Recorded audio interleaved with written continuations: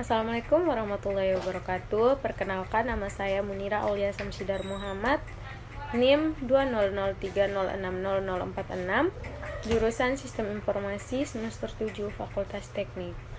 Di sini saya sedang mengerjakan ujian tengah semester mata kuliah Security Database. Baik, di sini saya akan menjelaskan apa itu kripto.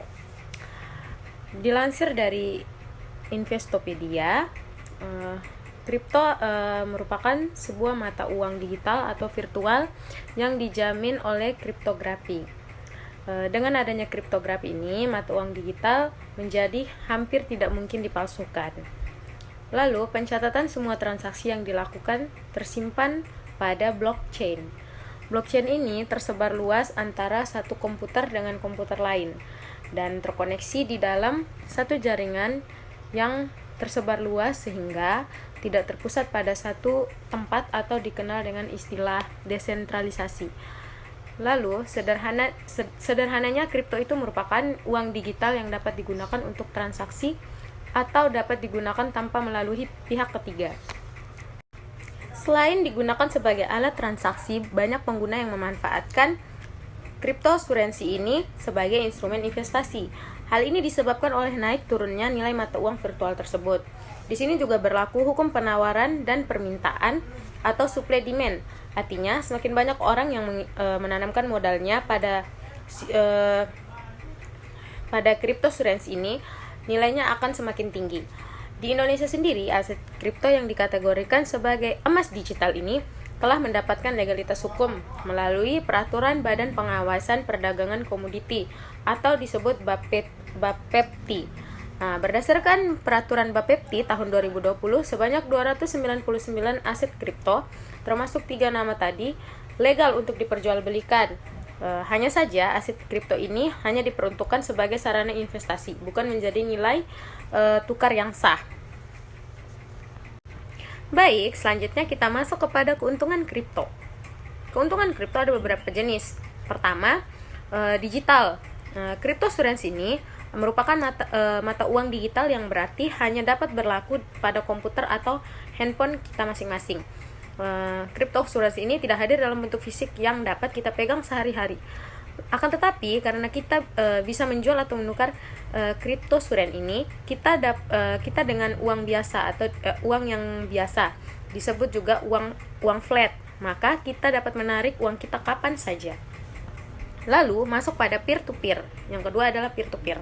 Dapat digunakan untuk transaksi dari satu orang kepada orang lain, kepada teman kita atau kepada pihak kedua secara online. Transaksinya dilakukan secara langsung dan menggunakan jaringan yang dikenal dengan istilah blockchain.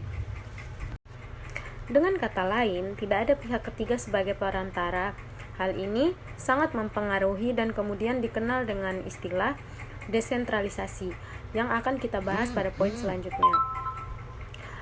Poin selanjutnya yang ketiga adalah global.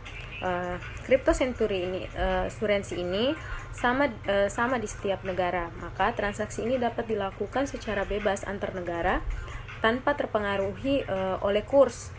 Nah, ini yang disenangi oleh banyak orang. Apabila kita melakukan transfer uang antar negara, maka uang kita harus masuk dulu ke rekening bank kita. Biasanya kalau transfer ke luar negeri, bank mengharuskan kita membuka rekening. Kemudian uang rupiah kita harus ditukar ke mata uang negara tujuan, baru kemudian dilakukan transfer antar negara. Dengan kripto, hal ini tidak perlu dilakukan dan dengan transfer mata uang digital ini dapat. Dengan kripto, hal ini tidak perlu dilakukan dan transfer mata uang digital ini dapat langsung dilakukan seketika saat itu juga. Lalu poin keempat, terenskripsi, sehingga setiap transaksi saat terjaga kerahasiaannya, setiap pengguna akan memiliki kode tersendiri untuk melakukan transaksi kriptokurensi ini. Dan setiap melakukan transaksi, pengguna ini melihat transaksi tersebut dilakukan oleh siapa. Tidak ada nama asli yang muncul dalam sistem transaksi kriptokurensi ini. Lebih dari itu, tidak ada aturan apapun tentang siapa yang bisa menggunakan kriptokurensi ini dan digunakan untuk apa. Lanjut ke poin selanjutnya, 5.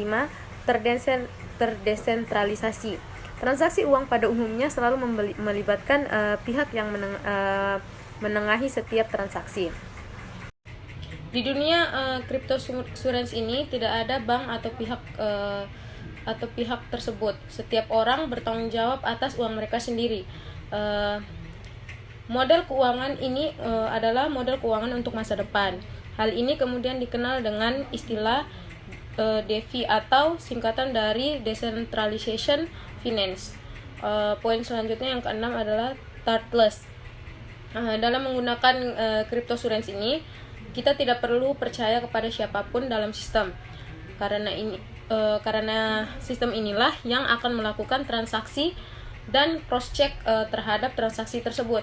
Ketika suatu transaksi sudah tertulis di dalam suatu blockchain, maka tidak bisa diubah lagi oleh siapapun.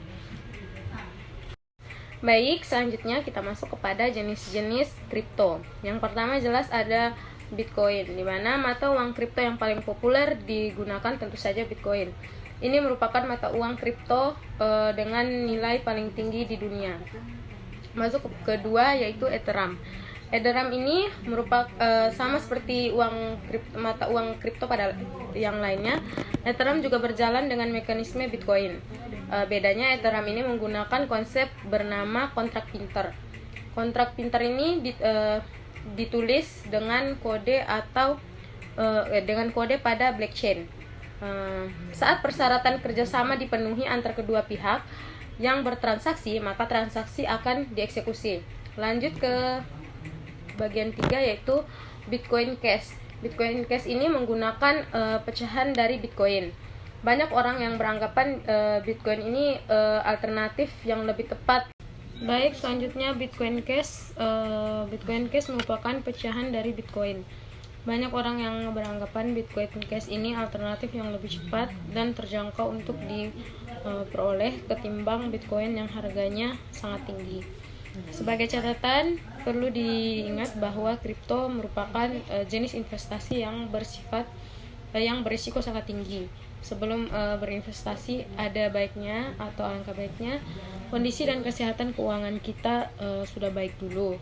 Lalu buat dana darurat dan cash flow yang bagus dulu. Baik, terima kasih. Sekian presentasi dari saya. Wassalamualaikum warahmatullahi wabarakatuh.